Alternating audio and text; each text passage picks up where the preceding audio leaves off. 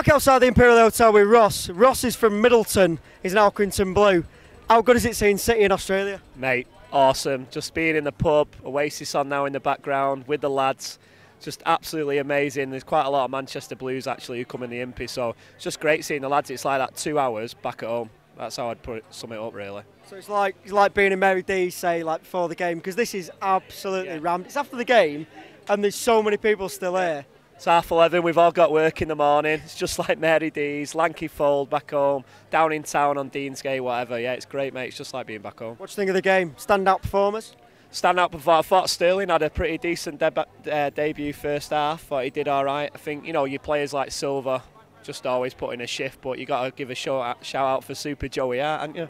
I mean, like the penalty shootout, I thought we were running off, and I thought Joe Hart's taking a penalty, and I think that's the best penalty I've ever seen.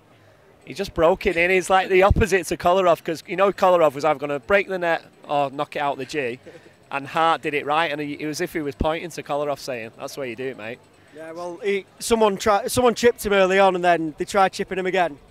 He was giving it, wasn't he, straight down the middle, and he pulled it out. He's just top drawer, and people get on his back, but he's a top drawer keeper. He's, you know, one of the best keepers I've seen play for City, definitely.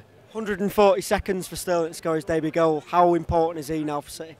Well, he's got a lot of pressure on his shoulders, and he's got a big price tag, but I think he looks like he's going to step up. I think he's going to do it. He looks like someone who's, you know, got a bit of something loose up there, and I think he's going to prove a lot of people wrong, so I think he's going to go for it. You're already seeing Sterling to Silva to Aguero and all that sort of stuff? Or? Yeah, I mean, just Sergio, innit? You could just give it him on his own, to be fair. He's just brilliant, isn't he? I mean, if I went home tonight, my missus was with him, I'd tuck him in bed, because I just love him to bits. What about the youth players then? So Iheanacho obviously got his goal and stuff. What do you think? Great to see him, you know. Evans, our kid, he's doing well out there, and you know, all them lads. It's great to see young. We want some young lads coming through. You know, my favourite player, you know, back in the day is Paul Lake. And it's just great to see them young lads. If we could have a Blake and a Brightwell and a David White, you know what it's like. Like you're a Blue. We'd love to cheer them lads on. We love the players now, but if there's a lad from Manchester in there, that'd be great. Right. So can we win the league though next year? I think we can win the league. I think we still should have won it last year. I think we had the chances. We were top at Christmas, New Year. We could have done it, and I think we can. I think maybe 1 or 2 signings I think are still going to come in. It's going to be tight, you know, but I think we can definitely do it. You've got to be optimistic as a Blue now. Here for Real Madrid on Friday, yeah?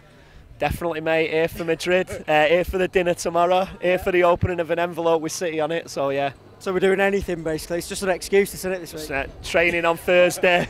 In the Impy again tomorrow. Yeah, it's great, mate. Right, so we're loving it in Melbourne anyway, and we hope you are back home. This is Ricky the Hitman Hudson. Subscribe to Blue Moon Rising TV.